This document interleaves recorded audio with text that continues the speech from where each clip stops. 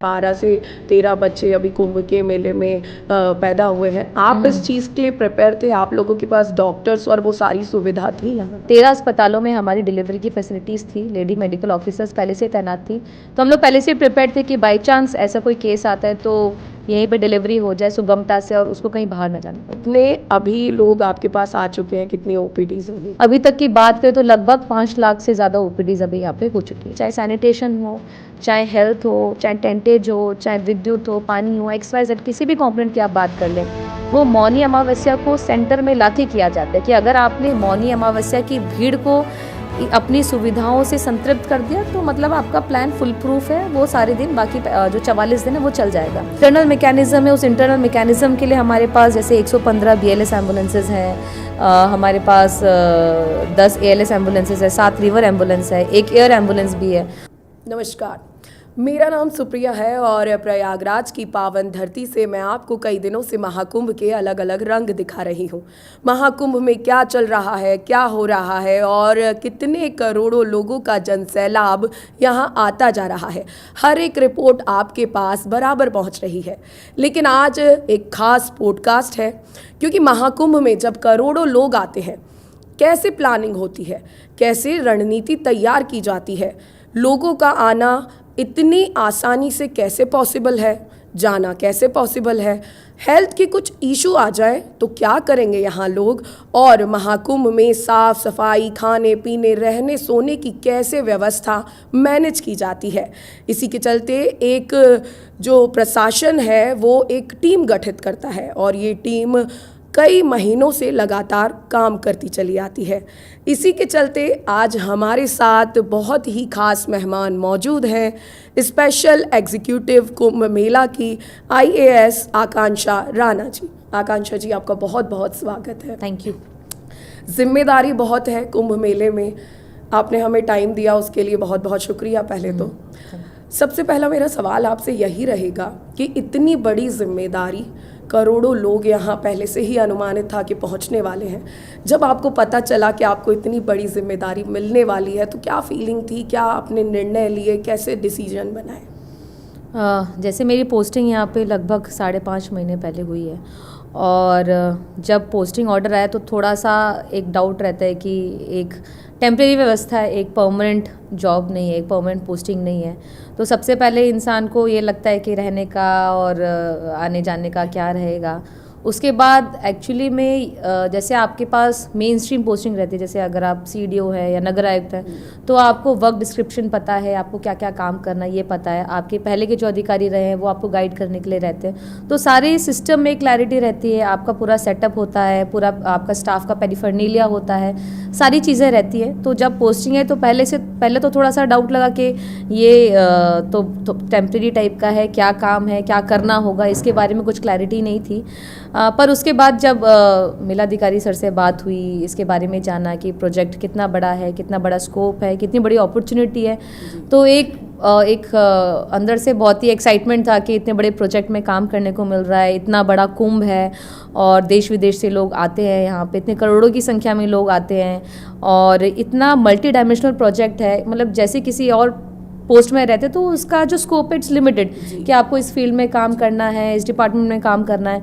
ये ऐसा प्रोजेक्ट है जिसमें आप जितनी भी चीज़ें सोच सकते हैं, जितने भी डिपार्टमेंट सोच सकते हैं, जितने भी स्टेक होल्डर सोच सकते हैं, उन सारे चीज़ों को कंबाइन करके कुंभ निकल के आता है। तो आई थिंक मतलब मेरे लिए तो it's a life time opportunity कि मेरे को इसमें काम करने का मौका मिला, इसका पार्ट बनने का मौका मिला और आई थिंक ये जो एक्सपीरियंस है ये आगे भी मेरे को काम आएगा, मतलब प्रोफेशनली भी और पर्सनली भी। प्रोफेशनली तो आप बहुत सारी चीज़ें सीखते हुए, बट एट पर्सनल लेवल इतनी बड़ी गैदरिंग को देखना, समझना और उनको फैसिलिटेट करना, इतने बड़े मैकेनिज्म का पार्ट होना अपने आप में एक बहुत बड़ी एक्सपीरियंस रहा, बहुत बड़ा आई थिंक एक अपॉर्चुनिटी रही और it is a very very great experience. ऐसा सवाल मेरे मन में आया है कि 2 ही IAS अधिकारी यहाँ अपॉइंट हुए हैं और जिसमें से एक आप हैं। क्या आप में ऐसी खूबी थी कि आपको चुना गया? नहीं, अब ये खूबी क्या थी, क्या देख के चुना गया, इसके बारे में तो मैं नहीं जानती हूँ कि क्या देख के चुना गया, बट जो भी जैसे भी चुना गया ये मेरे को नहीं पता, बट एंड रिजल्ट बहुत अच्छा था कि मतलब जैसे भी चुना गया हो, ultimately I am here doing my job तो वो ओवरऑल जो उसके बीच की जर्नी है और जो उसका कल्मिनेशन है ये बहुत अच्छा है। उसके पीछे की क्या बैक स्टोरी है उसके बारे में कोई आइडिया नहीं जी, है। मैं अपने दर्शकों को बता दूं कि ग्राउंड लेवल पर रह के आकांक्षा राणा जी ने बहुत बड़े बड़े काम किए हैं, चाहे वो छोटा शहर हो, गांव हो, बहुत ही बड़े बड़े काम हैं जो हम आपको आगे बताएंगे। अब ये सवाल है कि हेल्थ और सैनिटाइजेशन का आपको यहाँ दारोमदार संभालने को मिला। हेल्थ एक बहुत बड़ा फैक्टर भी है यहाँ, क्योंकि मौसम बदलता है, करोड़ों लोग हैं, धूल है, मिट्टी है, वेदर चेंज है, और ठंड का मौसम भी, गर्मी भी। तो जो पहले हम हेल्थ की बात करेंगे, क्या क्या चैलेंजेस आपको हेल्थ सेक्टर में आए और आपने क्या क्या प्रिपरेशन और प्लानिंग कर रखी थी कि आपको क्या क्या चैलेंजेस आने वाले हैं? अगर हेल्थ की बात करें तो इसमें दो कंपोनेंट्स, मेजर कंपोनेंट्स पे मैं बात कर सकती हूँ। पहले तो परमानेंट जो इंफ्रास्ट्रक्चर है, जो हमारे सिटी में जो हॉस्पिटल्स हैं और मेडिकल कॉलेज है, जैसे यहाँ पे 4 डिस्ट्रिक्ट हॉस्पिटल्स है और एक मेडिकल कॉलेज है, तो उसमें जो हमारे उत्तर प्रदेश सरकार ने जो प्रोजेक्ट्स टेकअप किए थे तो वो था कि उनका टाइमली कंप्लीशन होना। उसमें जो हमारी ओपीडी फैसिलिटीज़ हैं, आईपीडी फैसिलिटीज़ हैं, लैब्स हैं और लोगों के रहने के लिए रैन बसेरे हैं, ये सारी चीज़ें, प्राइवेट वार्ड्स हैं, बर्न वार्ड्स हैं, तो इन सारे जितने भी प्रोजेक्ट्स हैं उनका टाइमली कंप्लीशन होना और जो भी हमारी एजेंसीज हैं उनका टाइमली पेमेंट होना। तो ये एक पॉइंट ऑफ रिव्यू था जो हम लोग ने टाइमली कंप्लीट कर दिया मेले होने से पहले। उसके बाद जो हमारा जो मेले में जो टेम्प्रेरी इंफ्रास्ट्रक्चर बिल्ड होता है, जैसे अगर मैं मेले की बात करूं तो यहाँ पे लगभग हमारे 23 टेम्प्रेरी हॉस्पिटल्स हैं और जिनकी क्षमता 360 बेड्स की है। तो इसमें जो हमारा 100 बेडेड हॉस्पिटल है और 2 हमारे 25 बेडेड हॉस्पिटल्स हैं, इसमें हमारे 30 बेड के आईसीयूज़ चलते हैं।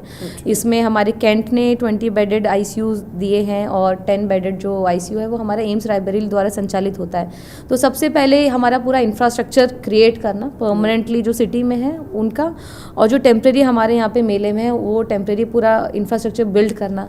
उसके बाद इंश्योर करना कि हमारा जो मैन पावर है वो टाइमली आ जाए। जैसे अगर अभी मेले की बात करूँ तो लगभग 250 डॉक्टर्स हमारे यहाँ पे हैं और लगभग 1100 स्टाफ हमारे हैं जो इन सारे अस्पताल को संचालित कर रहे हैं। इसके बाद पूरा स्ट्रैटेजिकली सारी चीज़ें हम प्लान करते हैं कि आप इन सारी चीज़ों को फंक्शनल कैसे करेंगे, ऑपरेशनलाइज कैसे करेंगे।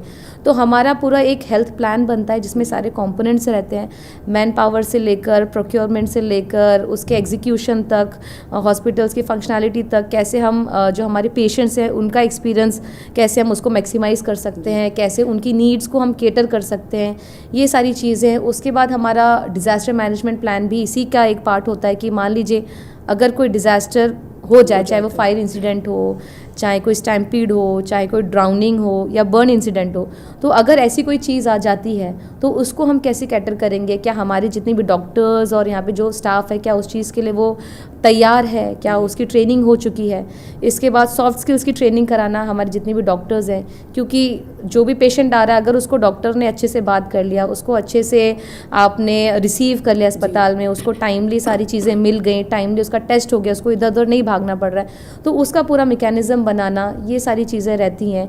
इसके बाद जो CBRN का एक इशू था कि केमिकल बायोलॉजिकल इंसिडेंट अगर होने की कोई संभावना है तो उस चीज़ के लिए सारा इंफ्रास्ट्रक्चर क्रिएट करना, डॉक्टर्स की और पूरे स्टाफ की ट्रेनिंग करना, ये सारी चीज़ें रहती है। तो इन सारी चीज़ों को इकट्ठे लेकर आना एक अपने आप में चैलेंज भी रहता है कि क्योंकि इतने सारे स्टेक होल्डर्स हैं, इतने सारे लोग उसमें उसका पार्ट रहते हैं, तो उन सारी चीज़ों को इकट्ठे लेकर एक दिशा देना एक अपने आप में एक बिंदु रहता है। इसके साथ ही साथ जैसे वेक्टर बॉन्ड का एक कंपोनेंट है, जैसे आप देखेंगे जैसे मौसम बदलता है, जैसे ठंड के बाद गर्मी आती है तो मच्छर बढ़ने लगते हैं और जो मक्खियाँ हैं उसका बढ़ने लगता है, प्रकोप बढ़ने लगता है। तो टाइमली जो हमारे जो स्टैग्नेंट वाटर बॉडीज़ हैं उसमें जो आपके मस्कीटो के जो लार्वा है वो बनने लगते हैं, तो वहाँ पे एंटी लार्वा का छिड़काव होना, फॉगिंग होना, हमारे जो टेंट्स हैं उसमें IRS स्प्रे करते हैं हम ताकि वहाँ पे कोई इशू इस टाइप का ना हो। तो ये सारी चीज़ें करना, इतना बड़ा उनका अपना 400-500 कर्मचारियों का जो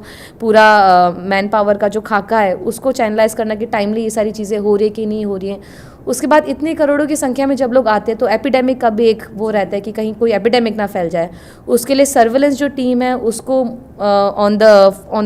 उसको तैयार करके रखना कि उनको जो उनके स्कोप ऑफ वर्क में है कि आपको पानी जो वाटर सोर्स ऑफ वाटर है वहाँ पे उनको टाइमली सैम्पलिंग करना, वो लैब में भेजना, हमारे जो पेशेंट्स आ रहे हैं उनकी प्रोफाइल चेक करना कि कहीं कोई ऐसा तो नहीं कहीं पे किसी स्पेसिफिक डिजीज़ के स्पेसिफिक सिम्टम्स के लोग आ रहे हैं, तो कहीं कोई बीमारी जनित तो नहीं हो रही है।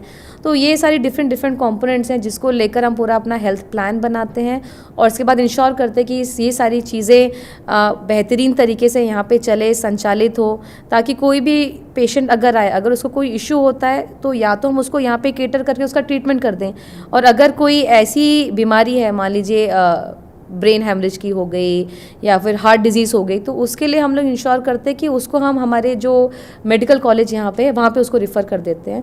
तो ये जो इंटरनल मैकेनिज़्म है, उस इंटरनल मैकेनिज़्म के लिए हमारे पास जैसे 115 BLS एम्बुलेंसेज हैं, हमारे पास 10 ALS एम्बुलेंसेज है, 7 रिवर एम्बुलेंस है, 1 एयर एम्बुलेंस भी है।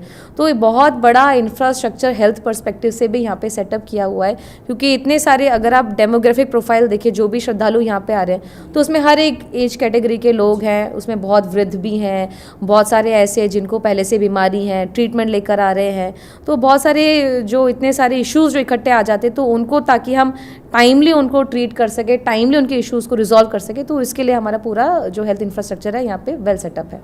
बहुत बड़ा एक आपने तैयारी जो आपने की वो बताई, लेकिन अब तक ये मेरा सवाल रहेगा कि अब तक, क्योंकि करोड़ों लोग यहाँ आ चुके हैं और इतनी श्रद्धा भाव है लोगों में कि लोग अपना हेल्थ नहीं देख रहे, अपनी उम्र नहीं देख रहे, बस चले आ रहे हैं जो श्रद्धालु हैं।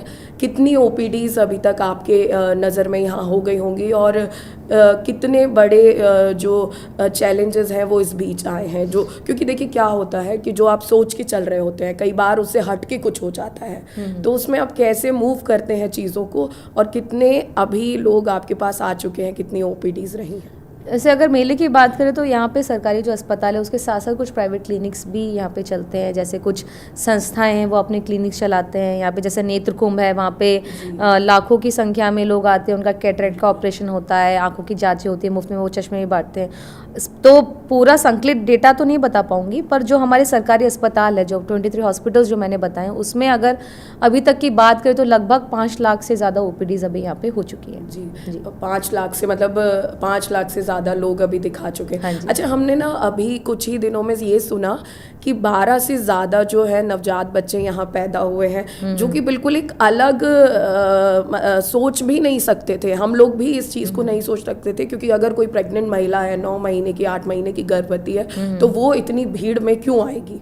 लेकिन अभी जो डेटा आ रहा है 12 से 13 बच्चे अभी कुंभ के मेले में पैदा हुए हैं। आप इस चीज़ के लिए प्रिपेयर थे? आप लोगों के पास डॉक्टर्स और वो सारी सुविधा थी यहाँ पे जो अभी तक के आंकड़े लगभग 13 बच्चों ने जन्म लिया है यहाँ पे हमारे सरकारी अस्पताल में। तो हमारे जो 100 बेडेड हॉस्पिटल है, 25 बेडेड हॉस्पिटल है और जो 10 सेक्टोरल हॉस्पिटल है, तो लगभग 13 अस्पतालों में हमारी डिलीवरी की फैसिलिटीज़ थी। लेडी मेडिकल ऑफिसर्स पहले से तैनात थी, तो हम लोग पहले से प्रिपेयर थे कि बाई चांस ऐसा कोई केस आता है तो यहीं पर डिलीवरी हो जाए सुगमता से और उसको कहीं बाहर ना जाना पड़े। जी, ये तो चैलेंजेस हो गए हेल्थ के। जब ये कुंभ स्टार्ट हुआ तो आपको भी देखा गया कि आपने कैसे हमारे PM को समझाया था कि हम सैनिटाइज फ्री ये करेंगे, प्लास्टिक फ्री कुंभ रहेगा। एक बहुत बड़ी जिम्मेदारी आपके पास थी कि इस कुंभ को प्लास्टिक फ्री करना है, और ये बहुत ही बड़ा चैलेंज है, क्योंकि आम जनता आती है, करोड़ों लोग आते हैं, उन्हें एक श्रद्धा भाव तो है स्नान करना है, लेकिन उनकी जो उनको करना चाहिए, जो उनको सोचना चाहिए, वो नहीं करते। कहीं भी पॉलीथिन डाल दी, कहीं भी कपड़े डाल दिए। तो ये आपने प्लान कैसे तैयार किया कि जो कुंभ है, महाकुंभ है, वो प्लास्टिक फ्री हो सके? जब कुंभ के बारे में बात करते तो सबसे एक एडिशनल जो उसके साथ जुड़ता है स्वच्छ कुंभ, और इस बार एक नया एडिशन हुआ था उसके साथ प्लास्टिक फ्री कुंभ। तो इन दोनों परिकल्पनाओं को धरातल पर लाने के लिए एक विस्तृत प्लानिंग की जाती है, और ये प्लानिंग आई थिंक बहुत समय पहले से शुरू हो गई थी। मेरे को आए हुए अभी सिर्फ 5.5 महीने हुए हैं, बट ये जो सैनिटेशन से रिलेटेड प्लानिंग है वो 1-1.5 साल पहले से ही प्रारंभ हो गई थी। तो इसकी भी अपनी एक अनोखी जर्नी है सैनिटेशन, क्योंकि इतना बड़ा कंपोनेंट है किसी भी चीज़ का कि एक तो वो ये है कि आपके एक्सपीरियंस को डिफाइन करता है। जब भी हम कहीं जाते हैं, भले बहुत सारी वीआईपी व्यवस्था हो, अच्छा टेंट हो, अच्छा होटल हो, बट अगर सफाई नहीं है तो उसी समय आपको लगता है कि अरे ये तो बेकार हो गया। तो सिमिलरली अगर कुंभ की बात करें तो जितने भी पिलग्रिम्स आते, जितने भी श्रद्धालु आते, तो सबसे पहला जो उनका साक्षात्कार होता है कुंभ से, तो सबसे पहला कॉम्पोनेंट यही दिखता है कि सफाई कैसी है, वहाँ पे साफ़ सफाई है कि नहीं है, आपके एम्पल नंबर्स में टॉयलेट्स है कि नहीं है, टॉयलेट्स क्लीन है कि नहीं है, डस्टबिन्स है कि नहीं है। तो उसी से एक आप परसेप्शन बिल्ड करते हो किसी भी और किसी भी व्यवस्था का, किसी भी पर्व का, या किसी कोई कुछ भी चीज़ हो रही है तो उसका एक परसेप्शन आप सफाई से बिल्ड करते हो। और सैनिटेशन एक ऐसी चीज़ है जो जिसकी ना तो स्टार्टिंग डिफाइंड है ना तो उसका एंड डिफाइंड है। It's a continuous process, day 1 से वो शुरू होता है और आखिरी दिन के बाद तक वो चलता है। ये ऐसी प्रक्रिया है और उसमें कभी भी स्टेगनेंसी नहीं है, कभी भी उसमें ये नहीं कि अभी ये चीज़ ख़त्म हो गई। इट्स अ कंटिन्यूस प्रोसेस, उसको आप हर मिनट उसका आकलन करते हैं, हर घंटे उसका आकलन करते हैं। और जो सैनिटेशन है, आई थिंक उसकी परीक्षा हर सेकंड होती है कि भाई ये साफ़ सफाई है कि नहीं है। हो सकता है कि सफाई अभी हो पर वो 2 मिनट बाद ना दिखे, 15 मिनट बाद ना दिखे। तो ये एक कंटिन्यूस लड़ाई है जो ये सारे जो हमारे सफाई कर्मी हैं, जो 10,000 सफाई कर्मी हमारे हैं, जो आई थिंक प्रतिदिन और प्रति घंटे और प्रति मिनट लड़ते हैं इस चीज़ को, इतनी पूरी व्यवस्था को साफ़ रखने के लिए।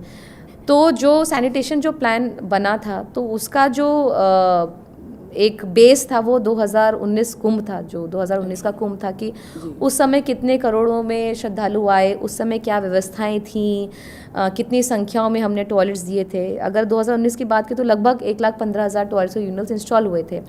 उसके बाद आप एस्टिमेट करते हैं कि 2025 में कितने करोड़ श्रद्धालु आएंगे। और जो बेसिक जो पॉइंट होता है हमारे प्लानिंग का, वो मौनी अमावस्या होता है।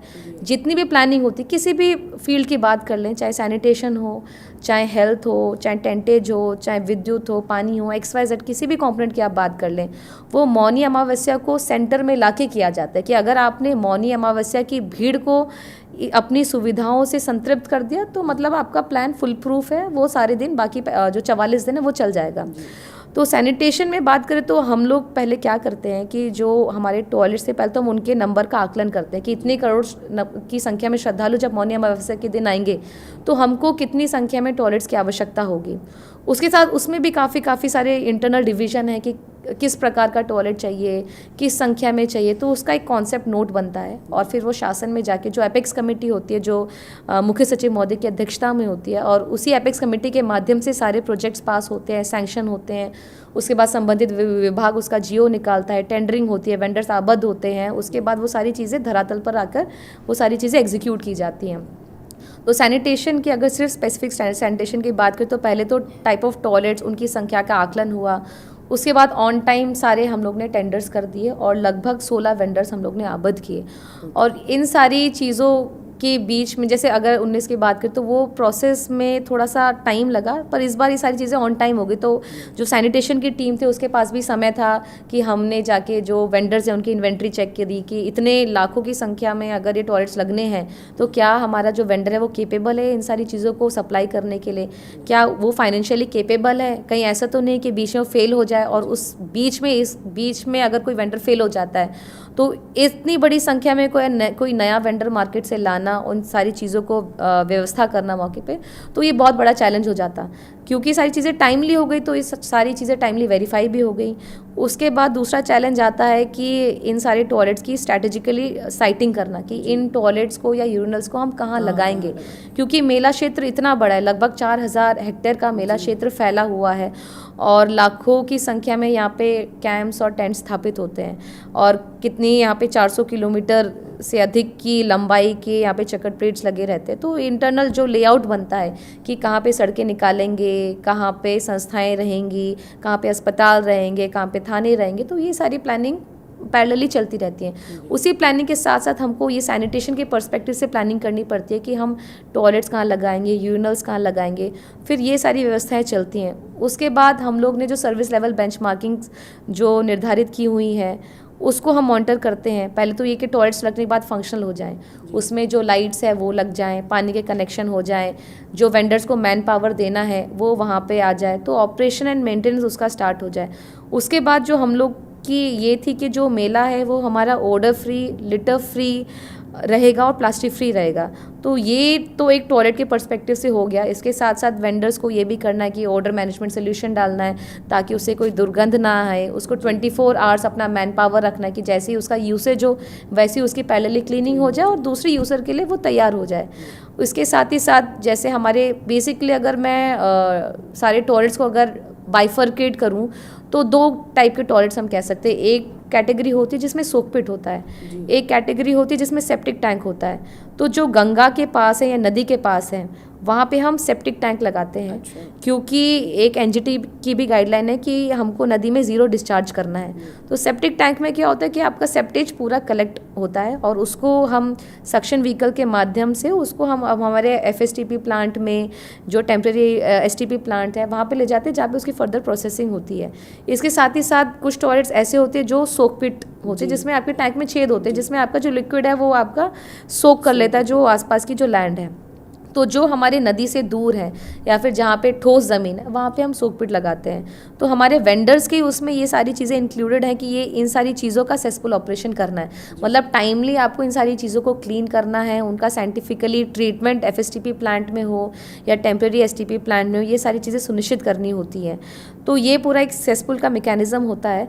तो लगभग अगर नंबर्स की बात करें तो लगभग 350 सक्शन व्हीकल्स हमारे पास हैं और 3 टेम्प्रेरी एसटीपी प्लांट्स यहाँ पे बने हुए हैं। मतलब अपने आप में एक बड़ी बात है कि इतनी पूरी टेम्प्रेरी व्यवस्था में टेम्प्रेरी एसटीपी प्लांट स्क्रैच से बनाना, फिर वहाँ पे सारे सेप्टेज को ट्रीट करना और उस चीज़ को अनइंस्टॉल करना।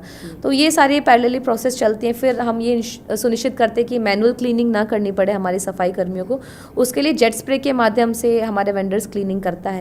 तो ये एक टॉयलेट का एक ओवरऑल ओवरव्यू है। इसके साथ सॉलिड वेस्ट मैनेजमेंट में भी हम काम करते हैं कि प्रत्येक 50 मीटर में एक डस्टबिन होना चाहिए, तो उसका प्रोक्योरमेंट करना, उन डस्टबिन्स में लाइनर बैग लगाना, उन लाइनर बैग को दिन में 3 बार बदलना, और जो हमारे जो भी स्ट्रीट स्वीपिंग कर रहे हैं लोग या पिकिंग कर रहे हैं तो उसको डस्टबिन्स में डाल के लाइनर बैग में भरना और लाइनर बैग से टिपर के माध्यम से फिर ट्रांसफर स्टेशन जाना, ट्रांसफर स्टेशन से कॉम्पैक्टर में शिफ्ट करना, कॉम्पैक्टर से हमारे वेस्ट प्रोसेसिंग प्लांट में जाना ताकि उसका फर्दर वहाँ पे जो भी सेग्रीगेशन होना है, प्रोसेसिंग होना है, वो सारी चीज़ें होना। तो ये एक अपने आप में आई थिंक सैनिटेशन एक इतना बड़ा कंपोनेंट है जिसको अपने आप जिसके बारे में बताना या कवर करने के लिए आई थिंक बहुत बड़ा समय चाहिए। और जैसे एक कंपोनेंट आपने बात किया प्लास्टिक फ्री वाली बात कही, तो इतने बड़े संख्या में जब लोग आते हैं तो प्लास्टिक आज इतना सस्ता है, उतना ईजिली एक्सेसिबल है और घर में भी लोग यूज़ करते, तो उसको पूरा प्लास्टिक फ्री करना तो एक अपने आप में चैलेंज रहता है। हम लोग अपनी तरफ से हम लोग ने जैसे स्टार्टिंग से प्रयास किया कि विभिन्न आईसी गतिविधियां करी ताकि लोगों में एक बिहेवियरल चेंज हो सके कि आप प्लास्टिक को पहले यूज़ ही ना करें, आप लाएं ही ना। उसके लिए चाहे डोर टू डोर कैंपेन्स हो, नुक्कड़ नाटक हो, ये सारी चीज़ें की। पैम्फलेट डिस्ट्रीब्यूशन कराया हमने पोस्टल डिपार्टमेंट के माध्यम से कि डाकिया गया और वो पैम्फलेट लेकर गया और डाकिए ने एक बड़ा पैम्फलेट दिया और उसको बताया कि भाई आप प्लास्टिक मत लेकर आइए, कुंभ एक पवित्र आयोजन है, इसमें प्लास्टिक नहीं होनी चाहिए।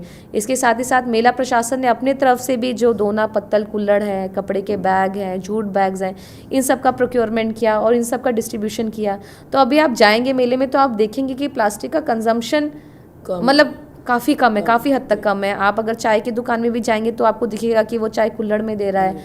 अगर आप किसी वेंडिंग जोन में जाएंगे तो भी आपको दिखेगा कि बायोडिग्रेडेबल प्लेट्स मिल रही हैं। और जितने भी भंडारे हो रहे हैं मैक्सिमम जगह लोग दोना पत्तल का उपयोग कर रहे हैं। तो ये सारे एक विस्तृत हम लोग ने एक कार्ययोजना बनाई थी जिसपे अब काम स्टार्टिंग से चल रहा है और आई थिंक जब मेला कंक्लूड हो जाएगा उसके बाद भी चलेगा। जी देखिए, इसमें आपने बहुत ज़्यादा बड़ा एक प्लान बताया।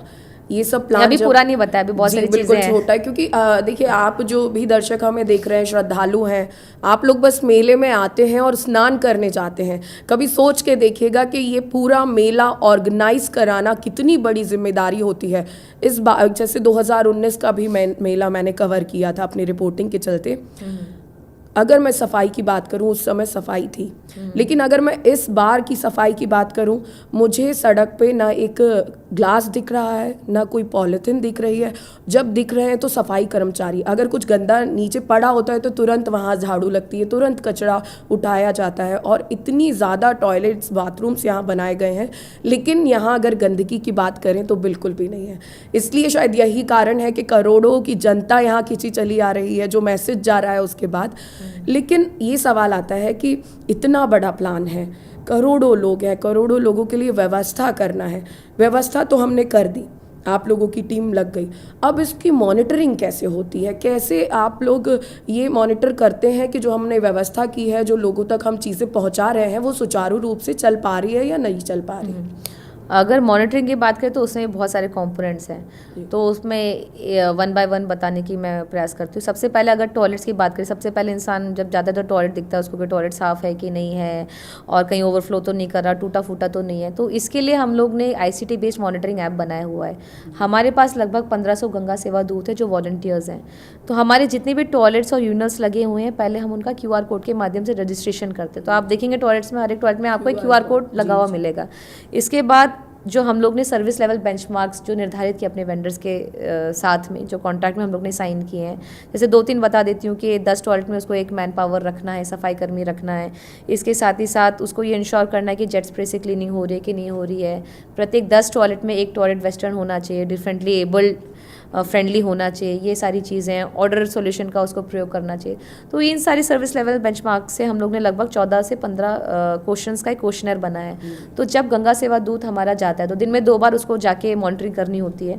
वो जाके पहले QR कोड स्कैन करता है तो उस टॉयलेट की डिटेल आ जाती है। उसमें जो 14-15 क्वेश्चन है उसमें यस और नो में उसको क्वेश्चनर मिलता है, तो उसमें वो आंसर्स भरता है। जिन जिन पैरामीटर में वो नो है, मान लीजिए उसकी कुंडी टूटी हुई है या फिर सफाई कर्मी प्रेजेंट नहीं है या उससे स्मेल आ रही है, तो वो सारा उसका नोटिफिकेशन संबंधित वेंडर के पास ईमेल और व्हाट्सएप के माध्यम से जाता है और 3 घंटे के अंदर उसको उन सारी चीज़ों को अपने सुव्यवस्थित करना होता है। एक तो ये ICT बेस्ड मॉनिटरिंग ऐप हो गया। तो डेली हमारे पास भी रिपोर्ट आती है जिसके माध्यम से हम सुनिश्चित करते हैं किस सेक्टर में, किस वेंडर के कौन से टॉयलेट में इशू है, तो उसको हम फॉलोअप करते हैं ताकि ये सारी चीज़ें सुव्यवस्थित हो जाएँ। इसके बाद जो अगर सॉलिड वेस्ट की अगर बात करें तो हमारे पास जितनी भी गाड़ियाँ हैं, चाहे वो टिपर्स हैं, कॉम्पैक्टर्स हैं, हमारी सक्शन की गाड़ियाँ सारी GPS इनेबल्ड हैं। तो इनका हम व्हीकल ट्रैकिंग करते हैं कि सभी जो व्हीकल्स है उनका रूट निर्धारित है कि वो अपने रूट पे जा रहा है कि नहीं जा रहा है, वो मूवमेंट कर भी रहा है कि नहीं कर रहा है, कहीं पे बहुत देर तक रुका तो नहीं है। तो इसके माध्यम से हम अपने सॉलिड वेस्ट मैनेजमेंट के मूवमेंट को ट्रैक करते हैं।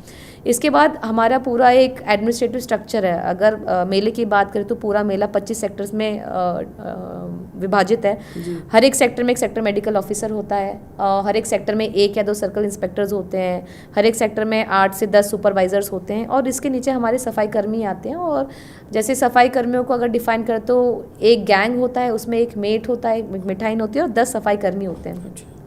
तो सफाई कर्मियों की उपस्थिति के लिए हम लोग सुनिश्चित करते हैं कि जब वो हमारी सैनिटेशन कॉलोनी से निकलते हैं तो सैनिटेशन कॉलोनी में जब निकलते तब उनकी अटेंडेंस ली जाती है और जब वो मौके पे आते हैं तो सुपरवाइजर से सुनिश्चित करता है कि जितनी गैंग उसके एरिया में डिप्लॉय थी, मान लीजिए मेरी जिम्मेदारी इस एरिया को सफाई करना, बस 3 गैंग है, तब वो उसकी जो 8 घंटे की शिफ्ट है उसमें वो सुनिश्चित करता है कि वो 3 गैंग वहाँ पर उपस्थित है कि नहीं है। तो ये पूरा एक मैकेनिज्म हमारा बना हुआ है इन सारी चीज़ों को मॉनिटर करने के लिए और रिव्यू करने के लिए। जी, मतलब आपकी चीज़ों को जितना समझा जाए उतना कम है, क्योंकि ये बहुत बड़ा प्लान है और इसको एग्जीक्यूट करना आसान नहीं है, लेकिन आप सभी ने पॉसिबल करा है। देखिए, आप लोगों की तरफ से जो प्लान्स हैं वो बनते हैं और आप उसको एग्जीक्यूट भी करते हैं, लेकिन आम जनता है, हमने भी देखा घाटों पे सफाई तो बहुत है लेकिन घाटों पे लोग कपड़े छोड़ के चले जाते हैं, पॉलीथिन्स जो सामान रखने के लिए खरीदते हैं वो वहाँ है। तो इन सब चीज़ों का फिर आप करते क्या है? क्योंकि घाटों पे सफाई हो रही है, लगातार कपड़े उठाए जा रहे हैं, लेकिन जनता नहीं मानती फिर भी। तो आप कैसे जनता को समझाते हैं या कैसे समझाएंगे या कैसे, क्या यूज़ होता है उन सभी चीज़ों का? मतलब ये तो एक परेशानी की बात है कि जितने भी लोग स्नान करने आते तो एक उनमें पता नहीं क्या बिलीफ है कि जो भी उन्होंने पहना है सब वो छोड़ के जाते हैं और अपना नया जो भी कपड़ा जूता है वो पहन के जाते हैं। तो आप घाट में देखेंगे, आपको हमेशा देखिए कोई स्नान करने आया उसने वहीं कपड़े पहने, वहीं पे अपना उतार दिया और चेंज करके चला गया। तो आई थिंक एक थोड़ा एक कल्चरल एक एस्पेक्ट है और एक बिहेवियर की बात करते हैं कि लोग वहीं पे छोड़ दे रहे हैं। भले वहाँ पे डस्टबिन हो तो लोग डस्टबिन तक नहीं वहाँ पे उसको फेंक रहे हैं।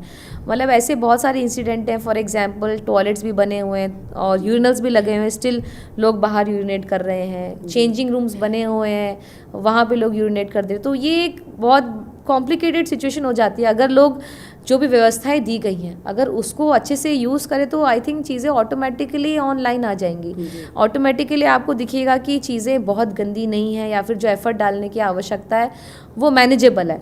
बट चूंकि ये इतनी अव्यवस्था कभी कभी हो जाती है तो उसके वजह से जो हमारे सफाई कर्मी जो लगे हुए हैं, दिन रात लगे हुए हैं, बहुत मेहनत करते हैं, तो उनका थोड़ा वर्कलोड ज़्यादा हो जाता है और इन चीज़ों को सुव्यवस्थित करना फिर एक अपने आप में चैलेंज हो जाता है, क्योंकि करोड़ों की संख्या में लोगों का आना, स्नान करना, कपड़े वहीं छोड़ देना, पूजा सामग्री वहीं पे हमारी मतलब नदी में छोड़ देते हैं, ये सारी चीज़ें, तो ये सारे चैलेंजेस तो हैं ही। तो इसको हमारे सफाई कर्मी बहुत ही तन्मयता के साथ और बहुत ही कमिटमेंट के साथ उसको लेते भी हैं और सफाई भी करते हैं। तो जितना भी वेस्ट कलेक्ट होता है ये सारा हमारे लाइनर बैग में जाके इकट्ठा होके जो बसवार में, नैनी में हमारा जो वेस्ट प्रोसेसिंग प्लांट है ये वहाँ पे जाता है और उसके बाद फर्दर प्रोसेसिंग है कि ऑर्गेनिक जो मैटर है उसकी कंपोस्टिंग होती है, जो रिसाइकलेबल है उसको फर्दर रिसाइकिल किया जाता है, और कुछ जिसको हम कुछ ऐसे कंपोनेंट होते हैं वेस्ट में निकलते हैं जो हम सीमेंट फैक्ट्रीज में देते हैं कि वो एज ए फ्यूल यूज़ हो, और जो ऐसी चीज़ें जिसको फर्दर ना तो प्रोसेस कर सकते हैं ना ही उसको हम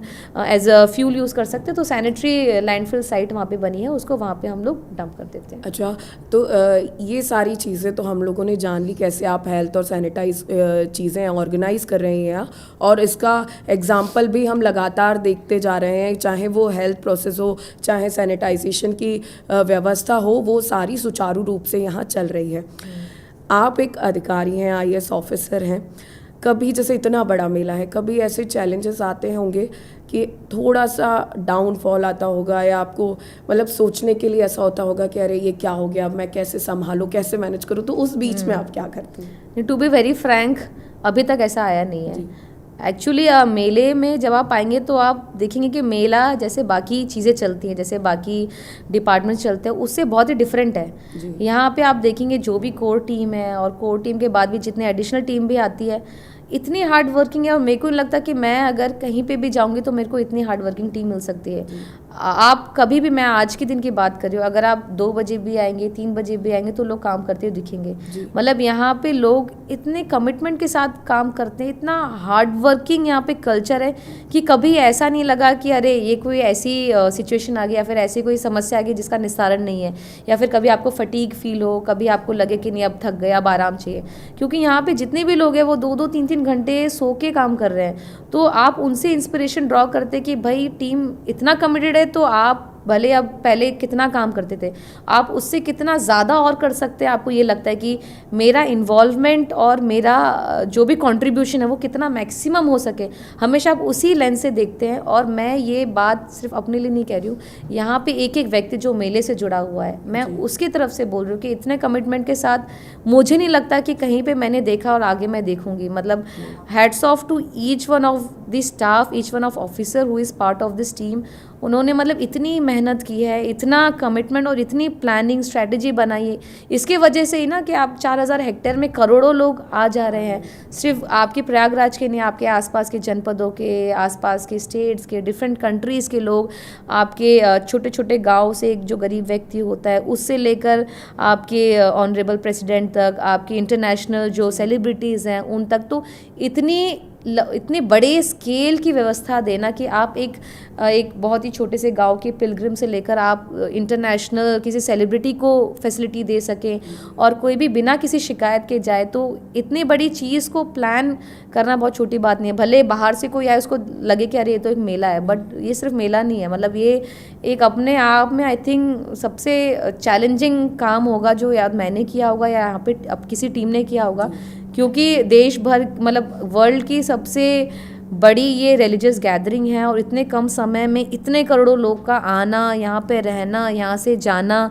उनके लिए सारी मूलभूत सुविधाएं मुहैया कराना, चाहे वो स्वास्थ्य हो, चाहे वो स्वच्छता हो, चाहे पानी हो, चाहे सीवरेज हो, चाहे विद्युत हो, चाहे रोड्स हो, चाहे उनका अपना इंटरनल एक्सपीरियंस हो, चाहे मंदिर हो, चाहे इंटरटेनमेंट फैसिलिटीज़ हो, चाहे खाने की व्यवस्था हो, चाहे कोई भी सर्विसेज हो, पुलिस की व्यवस्था हो, ये सारी चीज़ें किसी एक पॉइंट पर लेकर आना इतने कम समय में, और किसी को कोई शिकायत ना हो, किसी को ये ना लगे अरे हम कहाँ आ गए, तो इतनी सारी चीज़ें देना it's not a easy job. तो बहुत सारी लोगों का इसमें मेहनत है, श्रद्धा है, उनका कमिटमेंट है। तो मतलब ये एक बहुत ही लक रहा मेरा कि कभी ऐसे कभी पॉइंट आया नहीं कि मेरे को लगे कि अरे ये मतलब ये सॉल्वेबल प्रॉब्लम नहीं है।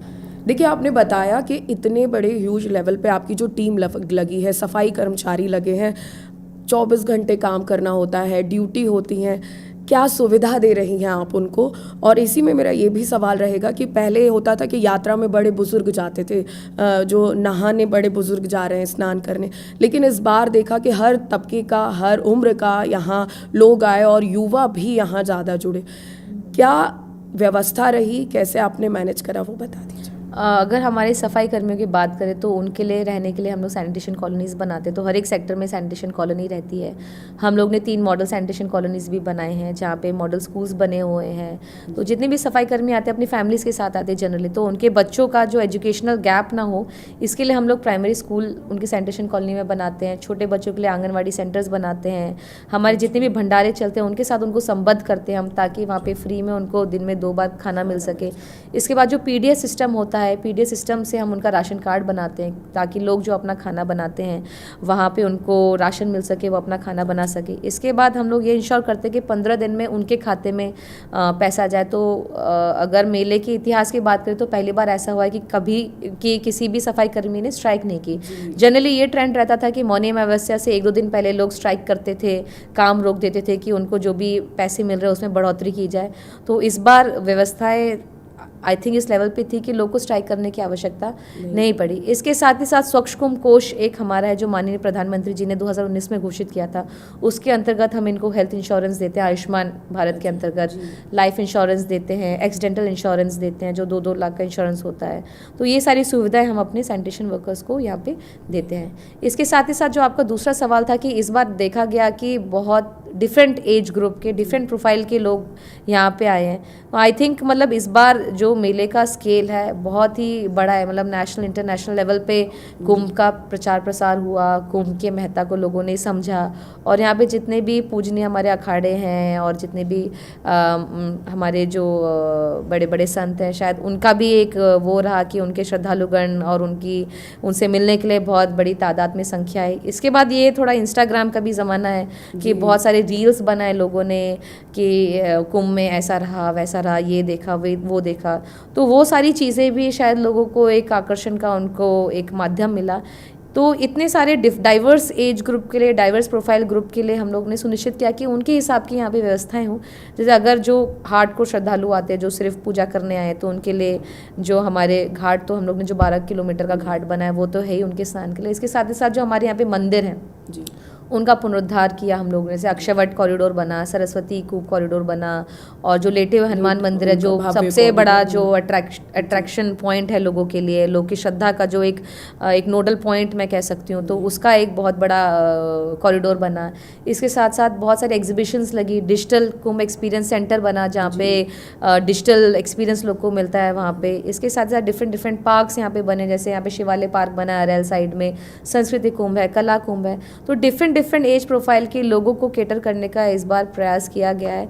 और मतलब ये एक अपने आप में एक बहुत ही आश्चर्य करने वाली बात है कि किसी एक जगह पे हम इतने बड़े डाइवर्स ग्रुप को अट्रैक्ट कर पाए। और इतने लोग, मतलब अभी भी इतने सारे लोग हैं, मेरे को पर्सनली कॉल आते हैं कि कब आए कुंभ, मतलब जिनसे बहुत समय से बात नहीं हुई वो भी आना चाहते हैं, परिवार वाले भी आना चाहते हैं, दोस्त भी आने चाहते हैं। तो आई थिंक ये एक सफलता ही कहेंगे कुंभ की कहानी की। सफलता ये कि इतने करोड़ों की संख्या में लोग डेली आ रहे हैं। अगर कुछ कमी रहती तो एक पॉइंट के बाद चीज़ बंद हो जानी चाहिए थी, बट कंटिन्यूस इनफ्लो आप देख रहे हैं।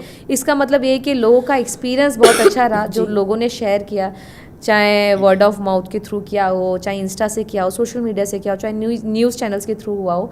तो ये एक सफलता की एक इंडिकेटर ही है कि लोग अभी भी आ रहे हैं, करोड़ों की संख्या में आ रहे हैं, और ये भीड़ कम होने का नाम नहीं ले रही है और लोग आ ही जा रहे हैं। तो मेरे ख्याल से एक बहुत ही पॉजिटिव इंडिकेटर है। और आई थिंक 26 फरवरी तक ये जो लोग आने का सिलसिला ये चलता रहेगा, जारी रहेगा। जी बिल्कुल, आप लोगों ने ये विशेष पॉडकास्ट देखा और जान लिया होगा कि कुंभ में आप बस आस्था की डुबकी लगाने आते हैं, लेकिन ये जो भव्य दिव्य कुंभ इतने सुचारू रूप से चलता है कहीं भी कोई कमी नहीं नज़र आती, चाहे साफ़ सफाई में हो, लोगों के रहने में हो, खाने में हो। ये व्यवस्था कैसे होती है, बड़े बड़े अमृत स्नान पर ये व्यवस्थाएं कैसे सुचारू रूप से चलती हैं ताकि आप श्रद्धालु आसानी से संगम में डुबकी लगा सकें। तो पीछे इसके बहुत बड़ी टीम रहती है, कई महीनों की मेहनत रहती है, कई सालों का एक्सपीरियंस रहता है, तब जाकर इतना भव्य दिव्य कुंभ पूरा हो पाता है। तो हमारे साथ IAS अफसर आकांक्षा राणा जी थी, जिन्होंने कम उम्र में इतनी बड़ी उपलब्धियां हासिल कर रखी हैं और साक्षी बनी है 144 साल बाद आए महाकुंभ की, और कई तरह की आपने सुविधाएं दी। हम आपके लिए भगवान से प्रार्थना करेंगे कि आप ऐसे ही सक्सेस होती रहें और ऐसे ही जो आने वाले कुंभ हैं उन्हें सुचारू रूप से अपनी टीम के साथ संचालन करें उनका। आपने हमें समय दिया, उसके लिए बहुत बहुत धन्यवाद। Thank you so much.